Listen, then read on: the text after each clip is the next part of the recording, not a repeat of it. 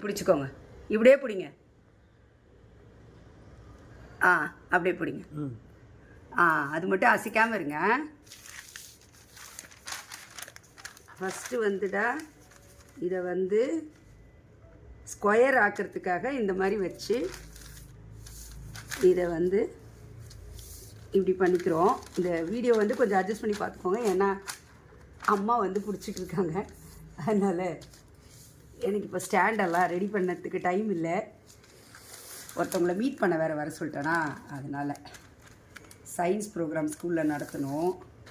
அதுக்காக அது முடிஞ்சதுன்னா நேராக ஸ்கூலுக்கு கூட போயிடுவேன். ஒரு நிமிஷம். இதை கரெக்டாக கிழிச்சிக்கணும். கண்ணா பின்னான்னு கிழிக்கக்கூடாது. நீங்கள் கிழிக்கும்போது கரெக்டாக அழகாக நேராக கிழிச்சிடணும். 2 தடவை அந்த க்ரீஸ் வந்துடுச்சுன்னா போதும். இப்போ பார்த்தீங்கன்னா ரெக்டாங்கிள் ஸ்கொயராக மாறிடுச்சு. இதில் இதை இப்படி பாதியாக, ஸோ எல்லா பக்கமும் சமன்றதால எந்த பக்கம் வேணாலும் நீங்கள் இதை மடிச்சுக்கலாம். மடிச்சுட்டு அதுக்கப்புறம் இதோ பாருங்கள், இந்த பக்கம் இருக்கு இல்லையா, கீழே 2 லீஃபாக பிரிஞ்சிருக்குல்ல, அந்த பக்கம் இப்படி மூடணும். இப்படி இதை மூடிட்டு இப்போது இது மூடி இருக்க பக்கம் மேல் பக்கத்தில் வச்சுருக்கீங்க, ரைட்டா?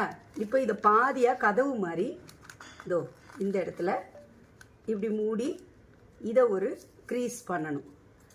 அதுக்கப்புறம் இதை ஒரு க்ரீஸ் பண்ணணும். அவ்வளோதான்.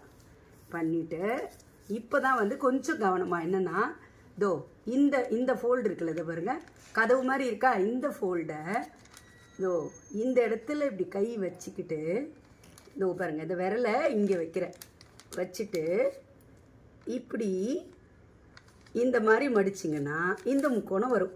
இதுதான் கொஞ்சம் இந்த இதில் வித்தியாசமான மடிப்பாக இருக்கும்.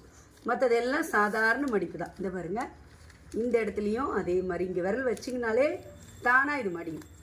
அதனால தான் ஒரிகாமியில் எப்பவுமே இந்த கோட்டு பதிவு இருக்கு இல்லையா, அந்த க்ரீஸ் இப்படி அமுக்கி விட்டு இதோ இப்படி பண்ணுறோம்ல, இதுக்கு பேர் தான் க்ரீஸு. இது ரொம்ப முக்கியம்னு சொல்கிறது. ஏன்னா பேப்பர் இல்லையா, அதனால் அதுக்கு பின்னாடியும் ஒரு அறிவியல் இருக்குது. அதையும் அப்புறமா சொல்லித்தரேன். இப்போது இப்படி மடிச்சிடணும். அதே மாதிரி ஆப்போசிட் சைட்லேயும் இப்படி மடிச்சிடணும். மடிச்சிட்டோமா?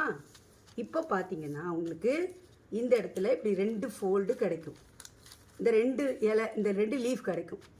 இதை என்ன பண்ணுறீங்கன்னா இப்படி ஒரு முக்கோணம் பண்ணுறீங்க. இந்த இடத்துல தான் கொஞ்சம் தடுமாற்றம் வரும், மறக்காமல் பண்ணிவிடுங்க. அதே மாதிரி இதையும் உள்நோக்கி பண்ணணும். உள்நோக்கி 2 முக்கோணம் வந்ததா, இந்த 2 முக்கோணமும் ஒரு முக்கோணம் ஆச்சா பெருசா, அதை அப்படி மேல் நோக்கி மடக்கணும்.